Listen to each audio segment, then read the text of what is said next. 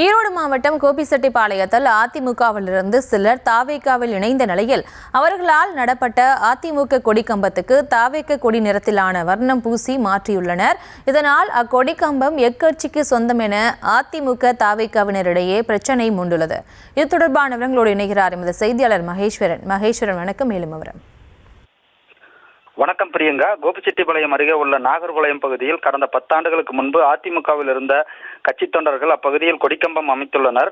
இந்நிலையில் கடந்த ஆண்டு பொது இடங்களில் உள்ள அரசியல் கட்சியினரின் கொடிக்கம்பங்களை அகற்ற வேண்டி நீதிமன்ற உத்தரவுக்கிணங்க நாகர்பாளையம் பகுதியில் உள்ள கொடிக்கம்பங்களை காவல்துறையினர் அகற்றச் சென்ற போது அதிமுகவினர் தாமாக வந்து கொடிக்கம்பத்தை கழற்றிச் சென்றனர்.